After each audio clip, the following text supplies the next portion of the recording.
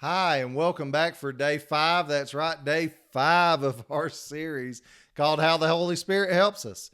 And we've talked about how he's the helper, the comforter. We've talked about how he convicts the world of sin, righteousness, and judgment, how the Holy Spirit reveals all truth to us, how he empowers us. That was a good one yesterday. If you ever feel like you're lacking power, go back and read that yesterday. Listen to yesterday's video. Maybe that's something that you need just to hear one more time for your own benefit. But today, on day 5, we're going to talk about one of the most important things the Holy Spirit does, and that's to give us assurance of our salvation.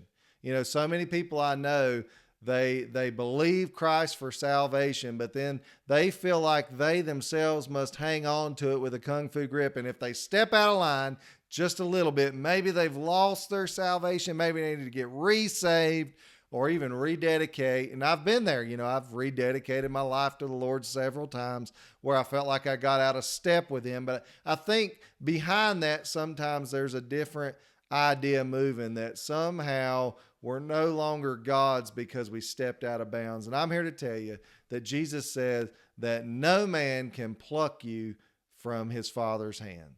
So all those that the Father's given to Jesus, they're in God's hand.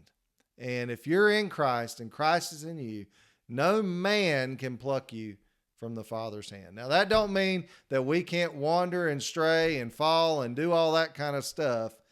But the more and more I understand about the truth of the gospel, the more I understand it. People who are truly God's, I think they're going to stick. There's times where you get an iffy situation. But the goal of the Holy Spirit is to give us assurance of our salvation. Assurance of our salvation. So the first question I ask myself is, am I truly a Christian? Am I truly saved? The Bible says, search out your own salvation with fear and trembling. We need to have a righteous fear of God. But at the same time, if I know that I've given my life to Christ, if I know I've accepted his death, burial, and resurrection, if I know I've repented of my sin, if I know I've received his Spirit, if I know I've been baptized and obeyed the gospel, then it just comes, the issue's more of how do I live this thing out? How do I walk out my faith? Okay. And so here we're going to give you a verse out of Ephesians 1:13 through 14 to help you understand that one of the primary functions of the Holy Spirit is to give us assurance of who we are in Christ Jesus. So Ephesians 1:13 through 14 says this, in him, that's Jesus, you also trusted after you heard the word of truth, the gospel of your salvation. So we're talking to saved Christians, in whom also having believed, you were sealed with the Holy Spirit of promise, who is the guarantee, not the maybe, of our inheritance until the redemption of the purchased possession. The Bible says we are the purchased possession of Christ, to the praise of his glory. I want you to catch that. We've been sealed with the Holy Spirit. Think about just like an old time seal, like a ring signet seal, like I've got my wedding ring here and just a seal on an envelope. We've been sealed with the guarantee of the Holy Spirit. Why? Because we put our faith in Christ for salvation. So sometimes the devil will try to keep you preoccupied in that. If he knows he can't get you, if he knows you're already saved, he's going to keep you preoccupied with the first base thing so that you can't get to second, third, and then all the way around to home plate. But now there's another side to that too.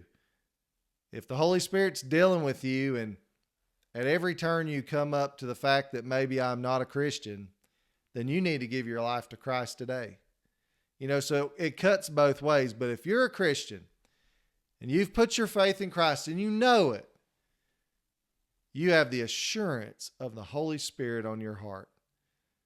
And I thank God that he gave me peace with him on my salvation. He has sealed me. And I have assurance in God, and you can too. All you have to do is just commit your life to the Lord. You have to trust him to be sufficient for your salvation. Do you trust him today? The Bible says faith comes by hearing, and hearing by the word of God.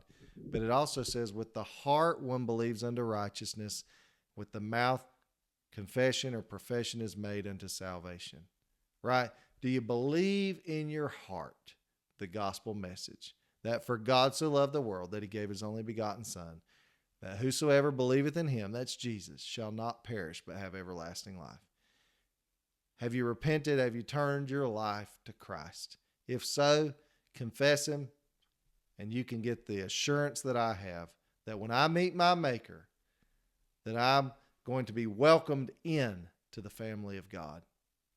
Thank you so much for joining us. I appreciate all your support. Don't forget, like, comment, share, subscribe, click the notification bell. Help me get the word out on these videos. Don't forget to come back for day 6. We just finished day 5 of 7 of our series on how the Holy Spirit helps us. Come back tomorrow for day 6. God bless.